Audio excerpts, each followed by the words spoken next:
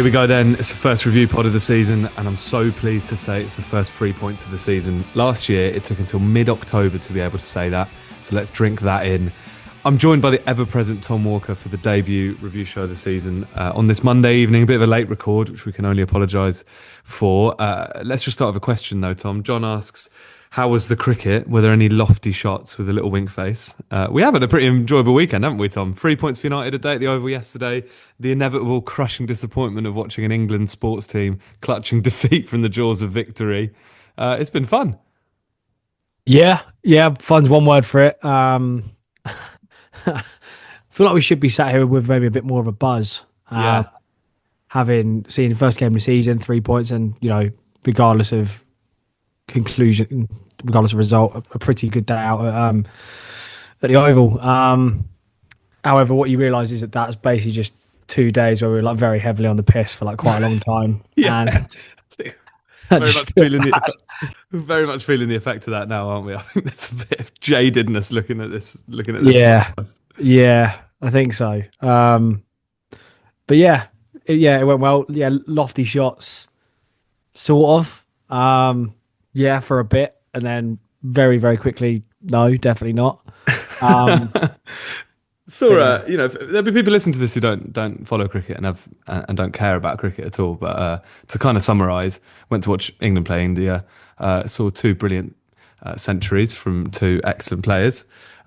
Sort of looked like we were knocking down this score till there was 35 to go.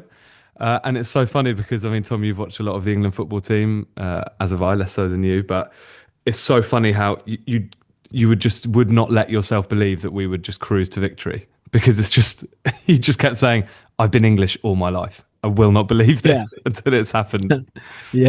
I've known nothing else, and I will never know anything else. And I think probably after the Euro 2024 final in Berlin, I think that was when I really realised that.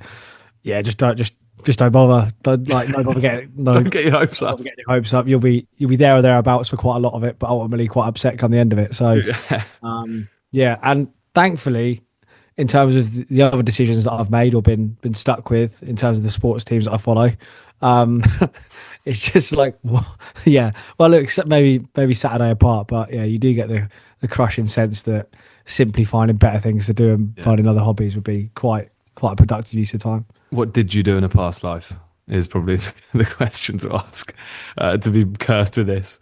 Right, let's talk about football. Cheltenham at home, 1-0 win. How you feeling? Reflecting on it, Adam's asked, clean sheet, first win, but I feel we looked a bit weak on the left at time. But what's the pod's take on the game? I think, to be honest, we often have this.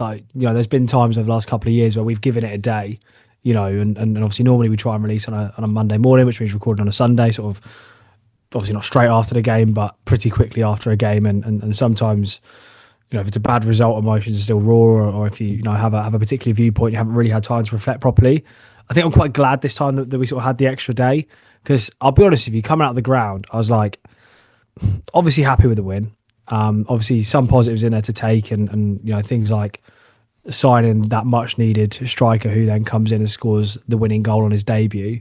That's obviously a massive positive to take away from it, and probably the headline one, really. But overall, I thought it was a game that really lacked quality, which is, but I think the more I think about it, the more I just think that, one, it's first day of the season, and these games often are quite low margin affairs, and there often isn't a lot in them. So that's one thing. But the other thing is, like, when you compare it to what other teams have done, like you look at Bristol Rovers, for example, who lost against Harrogate at home. This result looks okay. Kind of on reflections, that like we're off to a good start. We'll get a win. Like you mentioned earlier on, it took us a lot longer than this to get our first win last season. So, watching us win football matches in front of a pretty decent crowd is a good thing, and that's something that should be happy with. But I do think there's a lot to work on, which, in one sense, is like, would you rather be a little bit further along in that progression come the start of the season? Is that in some ways a slight negative, or is it actually real positive that you think, well, we've just done the job that we had in front of us, and there's still a lot more to come, or should be a lot more to come?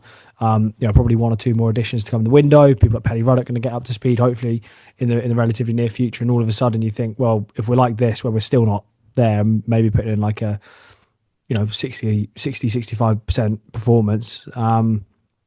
What we're going to be like when we really are our best. So Mm. yeah, definitely, not a 90 minutes that will live really long in my memory, but a really good way to start the season, I think, all things considered. It's funny, isn't it? Because I think a lot of the sort of chat around games in August, even into September, is you kind of look at performance over points, right? And you're looking at how a team's playing, putting together moves, and how they're approaching games, and then with the belief that once that clicks, the points will come. But I think after last season, it's kind of the opposite a little bit for us, right? Coming out of that game, you think, well, I don't know if I'm really bothered about the performance, because you can think that first game of 46, the rhythm and the control and the style of play, you'd think of bed in exactly as you've just said. You think like once that is at more like 90, 100%, that sort of might fix itself a little bit. But more importantly, we've come out of it with a win. And I think the two things that I've reflected on a little bit are, first of all, I think it's important to just caveat that I don't think Cheltenham are a good side, and I'm not sure they will be a side that, I'm pretty sure they're going to finish in the bottom four. So I think the first thing is that I'm not sure they offered a lot at all throughout the entire game. They had that one-on-one, didn't they, first half, which Eastwood made a good save for.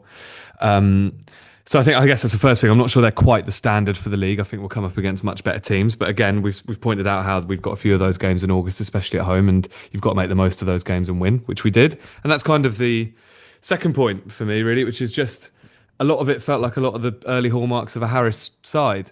It was kind of fairly ugly, fairly at points a bit lacking in control. The way he saw the game out was a bit kind of basic, let's say. Like, we ended the game with like 3 centre backs and 3 centre mids playing in this block of 6. But most importantly, what Neil Harris seems to do is win games, get it done, get over the line. On that note, Kwame's asked his question, quite reactionary, but how has that performance/result changed your feelings going into the season compared to before 3 p.m. on Saturday? What do you think? Well, I mean, you'll remember that on the season preview show that we did, I quite bullishly predicted that we finished 6th in the league. And, Yeah. well, I look at the league table, admittedly in its infancy, but Cambridge United planted in 6th in the league. So I'll say on that, Job done.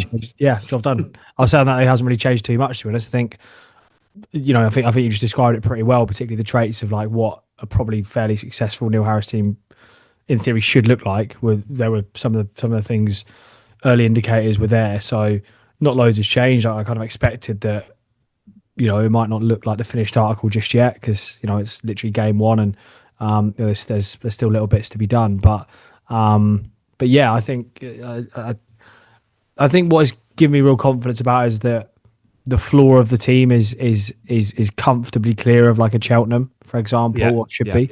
That's potentially a bold statement to make at this early stage. But I think you're right about Cheltenham. I think probably the test of what a good result this is will be how did Cheltenham get on in some ways this season. Because if like they are, I think they're quite roundly predicted to struggle. I think you mentioned bottom 4. I think a lot of people have had them in the bottom 2, and actually been relegated. So that'll be a bit of a marker, perhaps, if they go on to be a better side than what than what's been predicted, and that could happen. Then I think it's probably a result that will definitely stand, look pretty good in 4, 5, 6 months. So yeah, there's all of that. And yeah, I think the areas where I was a little bit not so sold on, I think on Saturday's performance, were kind of the areas that I was a little bit worried about anyway, or maybe not so confident on going into the season. So yeah, I don't think it's really changed a great deal, to be honest. I just think, generally speaking, it's a pretty good way to start. If that's the level of the league, then I think we're in a pretty good spot. And I think we mentioned again, kind of going back to that preview show, that there are going to be a lot of games this season where maybe they're not massively high on quality, but do we have the quality to kind of get over the line and turn 1 into 3?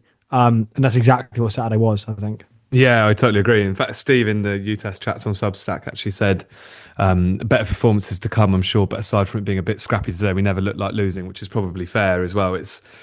it's weird, isn't it? I mean, let's go through the game a little bit, start to finish. I feel like it's wise to chunk it up in half an hour slots, because first half hour.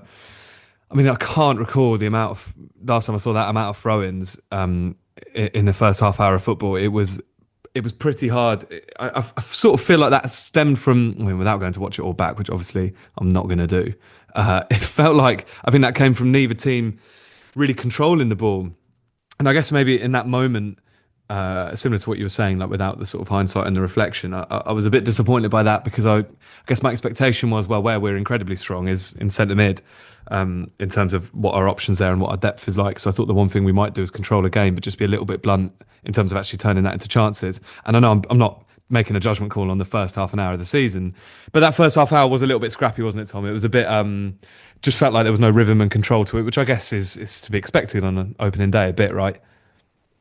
Yeah, I think so, and I think I'm probably quite happy just to kind of write it down to it being the opening day, Yeah, of course. and not really Yeah. like overthink it too much. Like, you know, obviously it wasn't a great spectacle in that sort of first half an hour. Like, you're right. I think that's fair, and I think probably most people that watch the game would probably agree with that and not take too much issue with what we're saying there. But yeah, I mean, the flip side of it is that obviously they had that chance that you mentioned. I can't remember if that was in the first half an hour or maybe just a little bit later, but It was around then, yeah. yeah. But like, other than that, like, genuinely, I think pretty much all afternoon I was pretty confident that we would keep a clean sheet and Cheltenham didn't really trouble us too much. It was the same in the first half an hour. And if the kind of gripe that you've got with us or Saturday's performance, and I guess this probably is something that I've been saying maybe earlier on in the pod, but if the gripe that you've got is that we weren't like really slick, really at it and cutting Cheltenham to shreds in the first half an hour of the first game of the season, then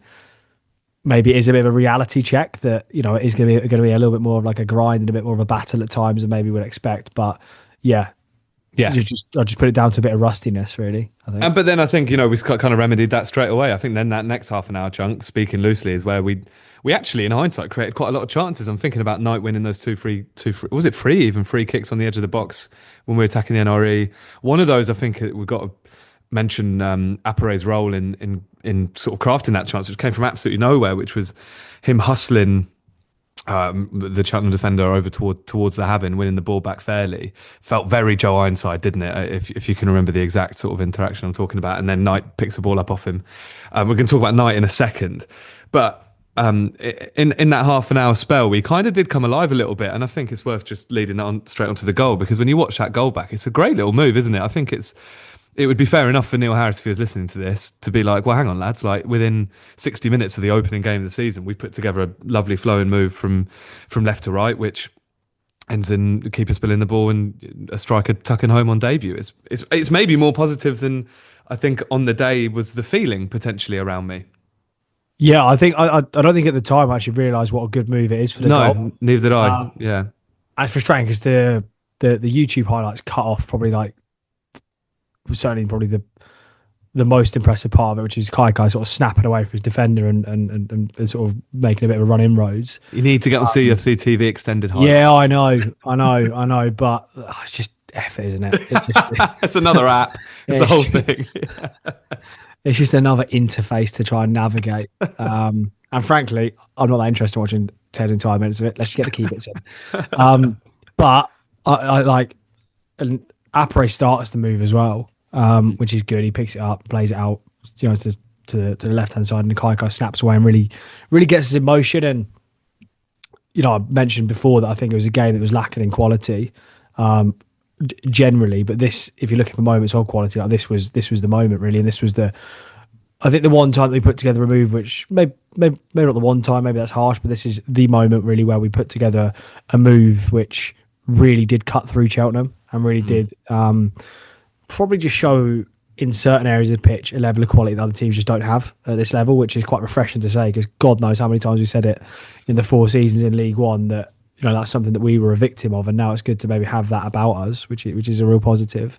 But yeah, like it's good work out wide, and obviously it's played out again. It's crossed into the box, and yeah, look, Apre doing what all good strikers should do. He just anticipates that there might be an opportunity there, and when it does come, he's he's in the right place at the right time. And look, his goal scoring record in the last 3 or 4 years hasn't been amazing since he came out from Scotland. I think it was 1 in 5 at Northampton ish, and then obviously none at Stevenage. So yeah, for him to get one on his debut must be a real weight off his shoulders. And yeah, like I'm sure we'll come on to talk about him more generally as well. But I think a lot to like from him, like a lot to like in his performance. And I don't want to simplify this too much. I think there are parts of his game that we can talk about, and there's parts of his game which maybe aren't quite exactly what we need. But there's a lot of things to like in there. But I suppose if you want to put it in like the simplest, most basic terms possible, if you sign a striker on a Wednesday or Thursday or whenever it was, and they come in, make a decent impact on the team, score the winner on their debut, it gives you your first win on the first day of the season. It's a job well done, I think, and it reflects pretty well, really, on the work that's been done to get him here.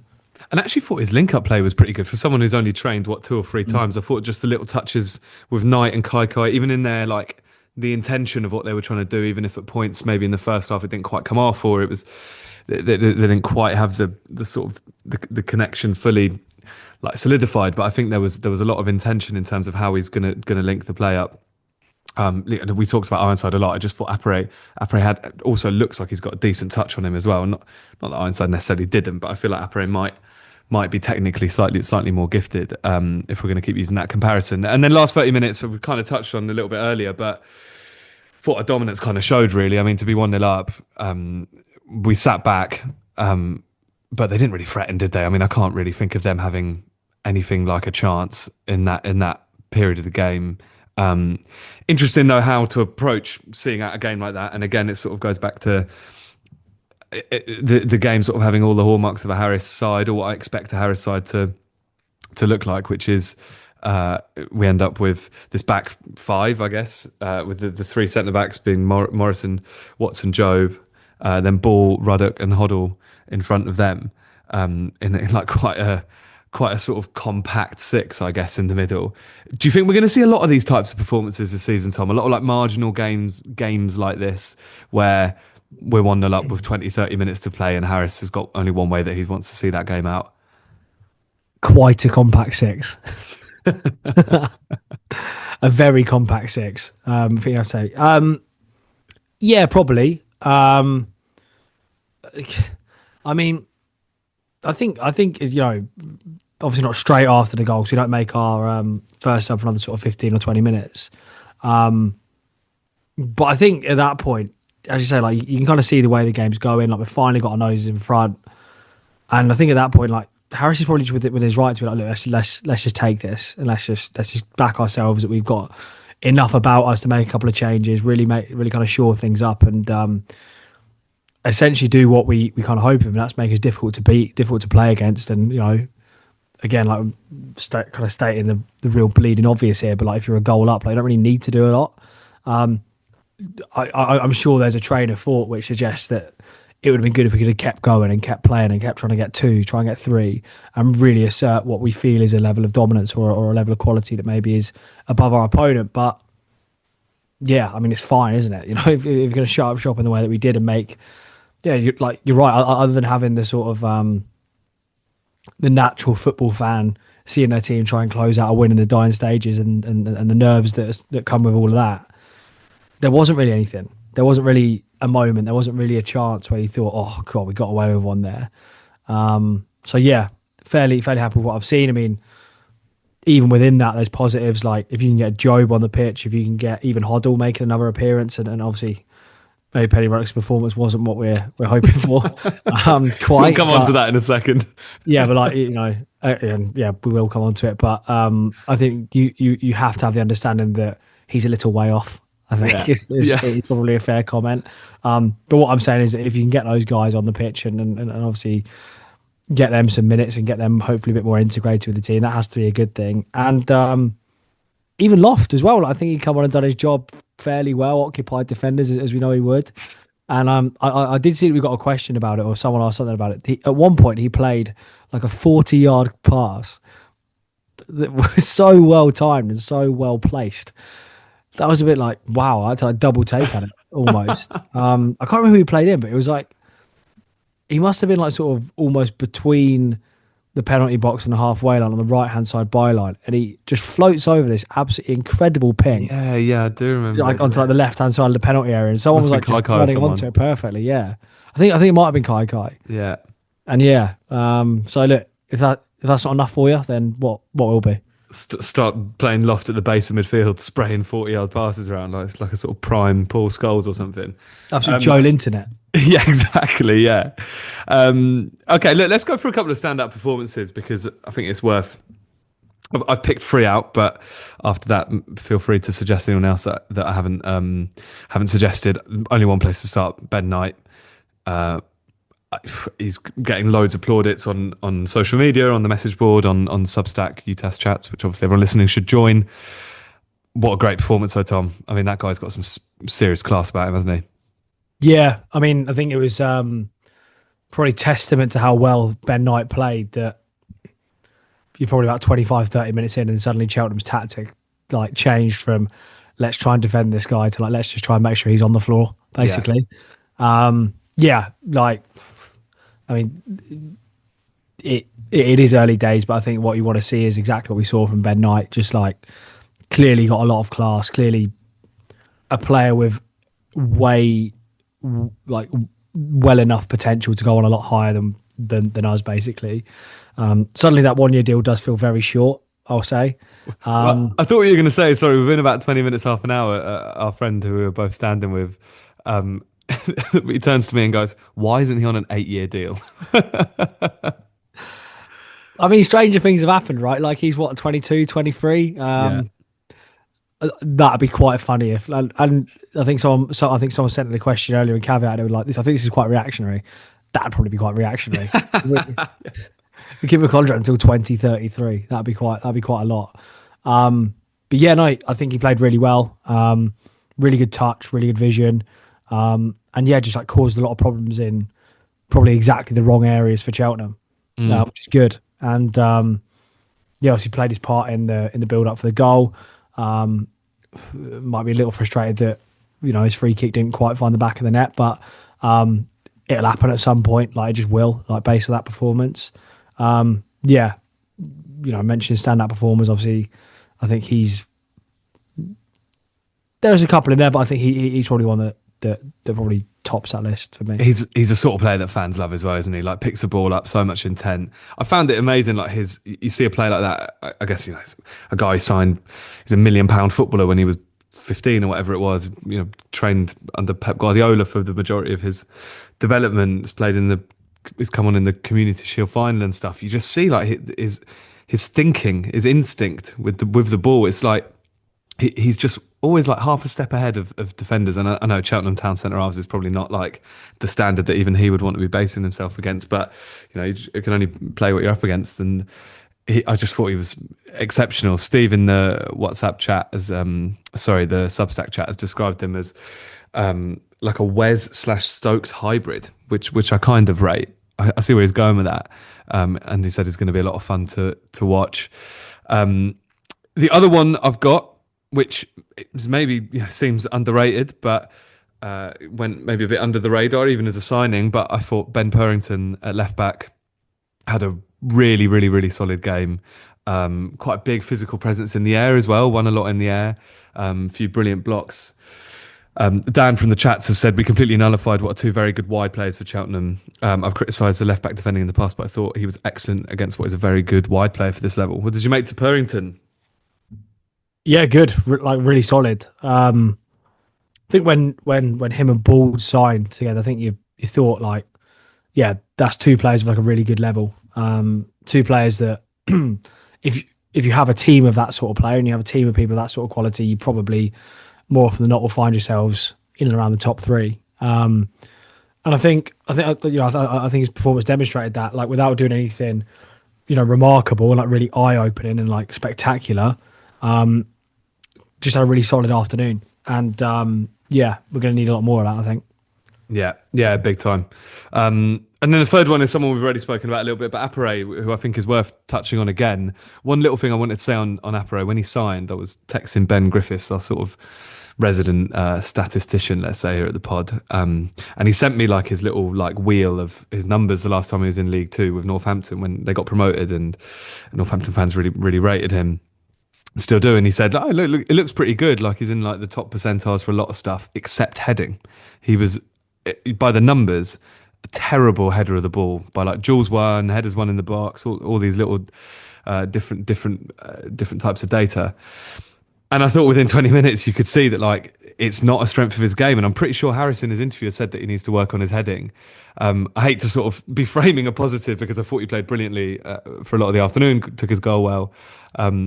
But maybe it's like that's how we've ended up with him. You think maybe if Harris, wants to work with a striker, Bonner's even been able to, get goals out of people before, as we've seen with Mullin, we maybe have a proper player on our hands here. Yeah, I think so. I think the the heading was something that became quite clear quite quickly in the game. And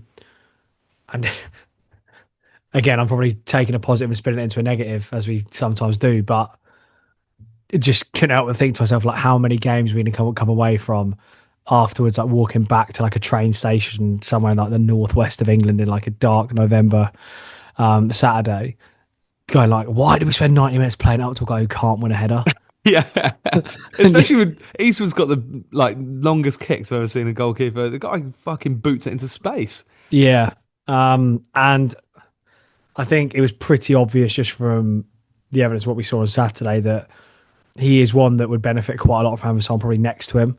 I guess it could be Loft at some point, but I imagine we're all hoping there's still another target man style player to come in who can really, I guess, in the opposite to Joe Ironside, or Apre doing the opposite of the Joe Ironside role, but someone that can take the hits for him a little bit, just as we talked about a lot with Mullin and Ironside. So, but I think the rest of his game is really positive.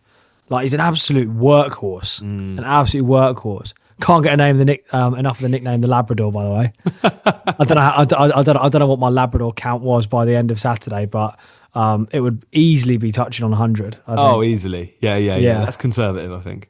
Yeah, quite conservative. Yeah, absolute workhorse. Like, again, like the benefit of, again. God, this is going badly. I'm trying to be positive so much, but I just keep digging, like in a roundabout way, just digging people out. You look at like the difference between what Apre was able to contribute compared to what Pelly Ruddock was able to contribute, and you're like, cool, that's a benefit of a pre-season. It really is, because he didn't really stop for the whole time it was on the pitch. Really impressed by him, and a really good start. And there's a lot of things that we can look at, data and all the other stuff for it, but quite simple. Striker comes in, scores the winner on his debut. Happy days. Yeah, exactly. Totally agree. Let's go from Ruddock to talking about a couple of maybe a few poor performances. The three I've picked out in terms of poorer ones or maybe slightly more worrying ones are Ruddock, McLaughlin, and Watts. I think all of them have probably a bit of a caveat to them of different varying degrees. But do you agree that maybe those three were the three that didn't perform particularly well on the day? Yeah, maybe. I think. I just think like McLaughlin didn't really do a lot, and you probably expect there might be some performances like that in there, and realistically in 6-8 weeks he's probably not going to be a first choice player on that team sheet. Exactly. If everything plays out the way you expect it. So you mentioned about those three, I probably agree with that. You mentioned that some of them have caveats, some of them are slightly more concerning. Ruddock, I don't think his performance was concerning because you knew he was going to be unfit. You knew he wasn't quite at the right level yet. In terms of his fitness, he looked miles off it. Yeah, I would say, and it might be one of those things where his match fitness just picks up very quickly and like very rapidly. It might not be a linear thing where you're thinking, oh god, it's going to take like 3 or 4 months to get him up to the right level. It might just be. It is just a case of building up his minutes, then he'll just start a game like somewhere in like the middle of August or sort of towards the end of August. We'll have to see. Not really worried about Pelly Ruddock because I just think quality, like cream will rise basically with him. And I don't think it will take that long for that. The concerning one for me was Watts, because, and again, this is a centre back who's just kept a clean sheet. In a team that's won its first game of the season. So we're in a probably quite a fortunate position where, all right, we can talk about players who are like concerning or like below average performances, but it was fine at the end of the day. But I will say with Watts, like there were too many occasions where I just don't think he came out or just like won his individual battles enough. And there was one in particular, I think it's the one that leads up to that George Miller chance that obviously Eastwood makes a really good save from. The ball just like floats over his head, totally loses it, like totally loses the flight of the ball, and you're like probably not happy, but you probably understand that in League One it's going to be a test for him because he's coming up against players who are just very good. Whether it's like a Birmingham City striker they've spent like 25 million quid on, or like somebody else, like the next week, like that's a tough job being a centre back for a Cambridge team in League One. But when it translates down to League Two, and you're still seeing a lot of similar things against, with respect, a team that we expect will probably be fighting at some point this season, maybe the whole season for survival. That's a bit more of a concern to me because that again, I go back to season preview again, but that's the one area of the pitch that I highlighted and thought that could be like an unexpected area of weakness. And early days, and like I say, the positive is that it's not had any real tangible impact on our season yet. But yeah, I thought Watts was quite shaky, to be honest, and unfortunately, that wasn't a great surprise to me. Yeah, you've been banging that drum for weeks now. To be fair, amazing to see Job. Getting boring, isn't it? Getting boring. Yeah, I shouldn't have asked you. I'd be interested if maybe when Job's back up to full match fitness, if he's in line to replace Watts or Morrison. Not that Morrow played badly on Saturday, but it'd be interesting to see if Harris considers Watts and Morrison to be his two preferred choice. I know he probably likes a right footer and a left footer, right? So maybe there's combination in there to work on, but doesn't sound at all like they're going to go and get another centre half. It sounds horrible, but if like for example, Watts maybe were to be injured for like a couple of months in training, it might not be the worst thing in terms of building the squad. But I've got a question about the squad coming up. With Ruddock, just very quickly, it's interesting hearing Harris after the game say that the substitution was always planned, no matter the result, the state of the game at the time. Ruddock was always going to come on at that moment, and he's 4 weeks behind everyone else. He's basically doing his pre-season now, so I think it'll be exactly like you say, cream rises, and I think by about mid-September we'll probably be doing a podcast where we're talking about how Ruddock controlled a football match and was the difference somewhere or other. And yeah, McLaughlin is probably a bit harsh. You're right. I think he just didn't quite have his radar and was a little bit anonymous, but just a couple that sprayed out of play. But again, first game of the season, you just got to keep caveating that, haven't you? And it's 3 points. It stopped a terrible run of form against Cheltenham. I think the last time we beat them was a 5-0 win at their place, which was like December 21, I think, just before Newcastle, right? I can tell you exactly when it was, because it was my birthday. It was on your birthday. Yeah, there you go. That was a great night. But how did Saturday leave you feeling about the squad? I guess we just touched on it there with the centre halves, but in general, they talked afterwards about going and signing another couple of attackers. What to you maybe stood out about what options there were on the bench, or what you'd like to see be added to the squad to make us even better going forward? Didn't really change a lot in terms of like what I think needs to be added, which I think at the moment is a striker and a winger to provide just different options in those two areas. And again, I'll bang the drum again, but if budget allows or if it's possible, then a good centre back, like a marquee one.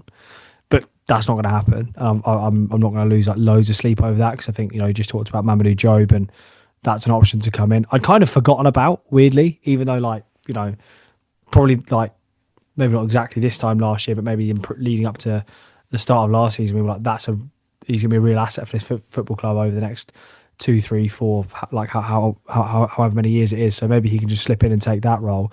But yeah, for me it's a centre forward, and for me it's a winger, and that's particularly in terms of the striker, that's something we've been talking about for literally years. So that won't come as a massive surprise, and that's not going to change on the basis of one game against Cheltenham at home. And I think for a winger, it's because I actually really like the options we've got in like attacking midfield spaces. Knight, we've talked about. Kai, I think, quietly has been overlooked in terms of how good he'll be compared to the rest of the division. If he can really click, we have got arguably one of the best attackers in the league in him. Harris clearly thinks so, by the way. I mean, I know we've said it 1,000 times, but mate, the guy loves him. The guy loves him. And then obviously Brophy as well, who had probably by his standards of a fairly quiet afternoon, and one where which maybe wasn't quite up to what we've come to expect, particularly towards the end of last season when I think he was actually pretty good. So that's three good options there, but it's three options there, and you probably need one more. Very quickly, sorry, I just want to ask on the wingers, something that was a bit notable was that they swapped sides, so they were playing inverted. What did you make to that? Because I couldn't remember off the top of my head. I mean, especially the pre-season that I watched, which obviously wasn't a lot. Kai was definitely playing on the right wing when we saw him at Braintree. What did you make to that? I quite like it when I quite like it when teams do that. Like again, like it's a really obvious thing to say, but like it does just present a different challenge. And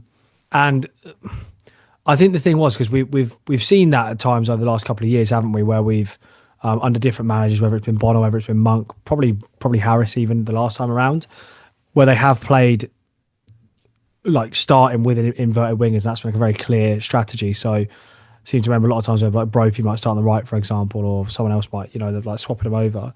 But we're quite rigid in that. We weren't flexible to like swap it back if it's not working. So yeah, to see that happen a little bit more is good. And like Kaikai's got ability to cut in. He's got ability to try and beat a man and obviously get a cross in. So it's good to give him the option to do that. And yeah, obviously, Brophy's strengths are maybe a little bit different in that he's probably more one that will get you up the pitch, and whether he's playing on the right or the left, it probably doesn't change that much. But yeah, I think it gives you an option to get the best out of Kai, probably the best out of someone like Ben Knight, and obviously gives Brophy another chance to do something different as well. So yeah, don't mind it, and we'll probably keep seeing that. Yeah, I think so. In terms of the squad, we've had two bids reportedly rejected for Cheltenham striker George Miller. They're number 10. A lot less fuss about these two bids than the Harry Smith bids, which might say something about Cheltenham not wanting it leaked, but it did their local journo. I can't remember the name off the top of my head, but we've spoken to him a few times on this podcast when we've played Cheltenham. But posted about it on I think Friday that we'd had two bids rejected. First of all, what did you think to him on Saturday? He was the one who had that one-on-one chance, as we mentioned earlier. And then secondly to that, do you think he's the sort of profile that you think we're missing in our forward areas? Thought he did all right. Like, didn't really test us too much. Didn't really trouble us loads. That one chance, he sort of carves it out quite well, but it does fundamentally come from probably our own mistake, or our own inability to just clear the ball and clear our lines properly. Does that like forces a good save out the keeper, and maybe on another day, just finds the corner, and it's a really well worked goal, but it wasn't. So there is that. But yeah, like he did all right. It's fine. Didn't blow me away. It wasn't one where like if we hadn't had the story come out about us having a couple of bids turned down, I'd be sitting there going, "Cool, he'd be the sort of player that I'd want in the squad." Because you watch him a little bit more, you probably if you know there's some sort of interest or reported interest in the player, then you probably do watch them ever so slightly more closely. So yeah, like he was fine. In terms of like the profile, I don't know, like it's a bit weird because I kind of got the impression based on absolutely nothing, just on pure assumption and pure guesswork, that the two bids that we would have put in for him, or reported to have put in for him, might have been maybe before we signed a Pere, or might have been before that one was done. Because it feels like they're maybe slightly more similar, and it feels like what we're really lacking is like a proper like presence up there, like a Harry Smith, for example. And that's the sort of striker that I would like to see us go and get rather than George Miller. But I know that we'll plug it in a minute. But I know on the Mark Bonner pod, obviously came out during the back end of last week. He talked a lot about how one signing does impact the next one. So signing one profile of striker maybe changes what the next one should be. And if that's the case, then who knows? They might feel that Miller and Perry might work well together, or Miller and Lavery, or Miller and Loft, or whatever. So yeah, I don't really know. Is a long roundabout way of getting to saying that, but yeah, he was fine. Wouldn't be like mega upset if we signed him, but also wouldn't be like shouting it from the rooftops with excitement if we did. There's definitely some upside to him. I'm just looking at his record, just like on the surface. I mean, in the last 3-4 seasons, he scored 9 goals for Cheltenham last year. Played 40 games as well, which is always a big plus. And he not a very good Cheltenham side, so it's not the worst return. I think the year before that he had a really bad injury because he only played a couple of times. But then the 2 seasons before that, again in League Two, he scored 11 for Doncaster in their first year down, I think, and then 12 for Walsall. So again, two not like particularly outstanding sides. Getting double figures is not bad. He's 26, but I totally agree with you in terms of profile. It's not who I expected.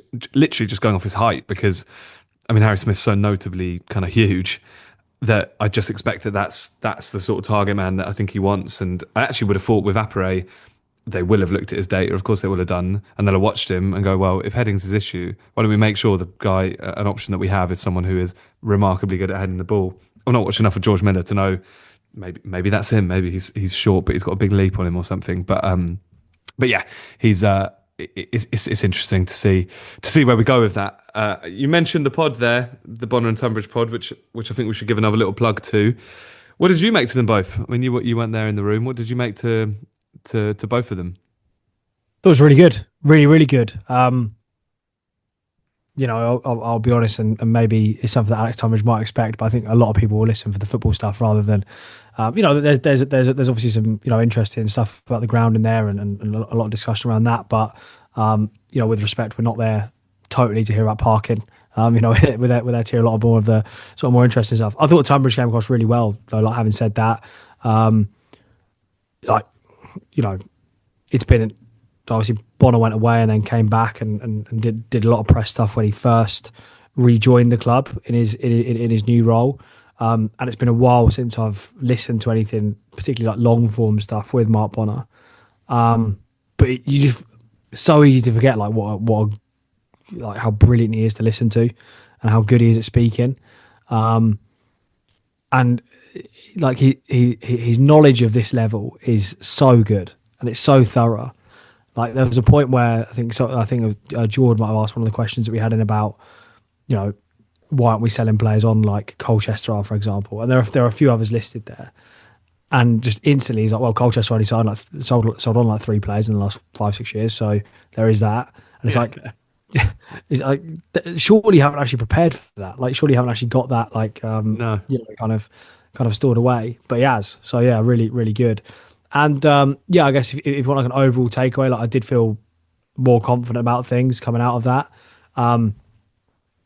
Weirdly enough, I don't think either of those two people are the ones that are going to have the real short-term impact that's going to decide, for example, where we finish this season or where we pick up our next win from, for example, because obviously that's on the players, that's on Neil Harris. But these are the two guys who are going to, in the next sort of mid to long-term bit, are going to really determine where we end up. I guess Bonner has a big role to play probably the next 3 or 4 weeks until the transfer window closes, of course. But just thought seemed like in a really good spot. Seemed genuinely very excited for the season to come around, and just felt like they had a bit of pressure off almost because they're not batting away questions about like Gary Monk and is he gonna like how are we getting on, and like I remember when Alex Tunbridge did a couple of and we released like statements like on a couple of occasions last season.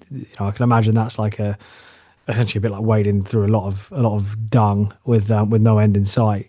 And it feels like there's been a bit of the weight off the shoulders over the summer, and they genuinely are just excited for the football.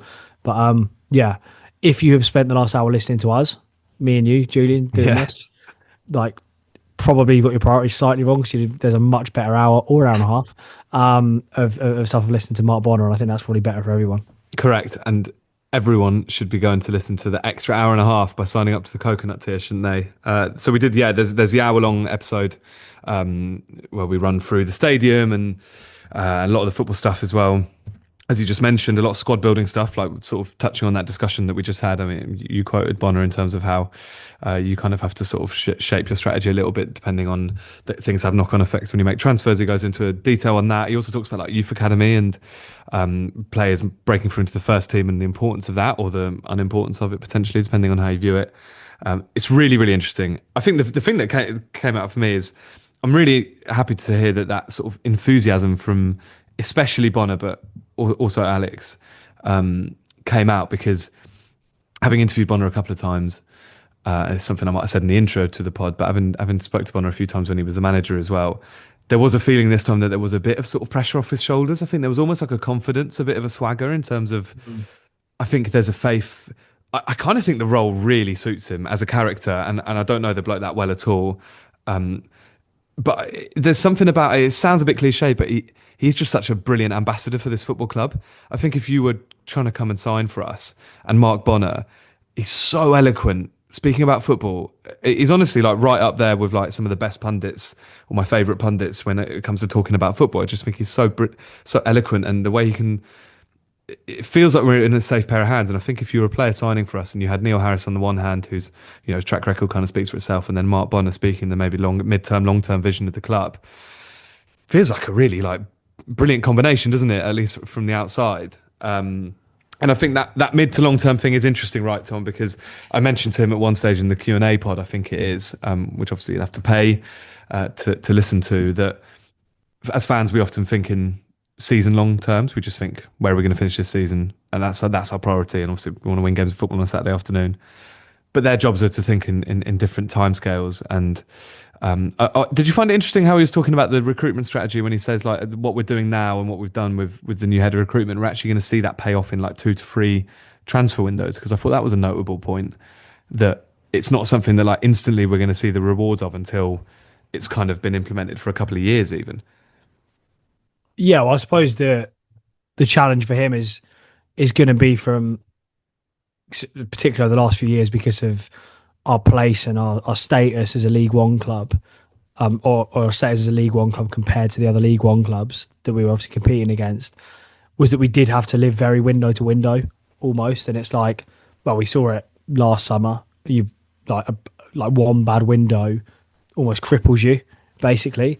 Because like you are having to like keep turning over loads of players. It's a real struggle to get in the right sort of quality and the right sort of names.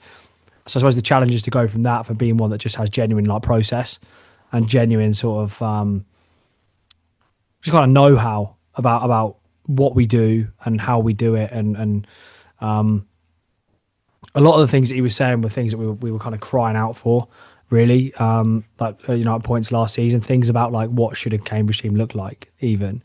And he knows, like he knows exactly what that is, and you feel so much more confident that he's the person that can help us to actually develop that and to actually almost design a team in Cambridge United's image than, for example, Gary Monk would have been able to, or latterly how Ben Strang was not able to, I suppose, come the end of it. It will take time. Like obviously they are, the football review is something that's been talked about a lot, but you don't do what is essentially like an entire root and branch review into a club's football operations, and then the next season straight away you're like back to the top of the league and everything's happy and rosy again. So it will take time. There's certain things there that we'll need to bed in, and we might need to tweak on 1 or 2 things, and who knows, like you might see different bits of personnel coming in over the next year or two. But I think I agree with you that I think it's a role that suits Bonner, and particularly in terms of the club's strategy with recruitment. That's something that needed a real revamp. So we've done that, and you just hope that it's not too long until we're seeing the rewards. But I also understand that it might take a little while. Yeah. It's just so great to have Bonner back involved at Cambridge United. It's just, the world feels right.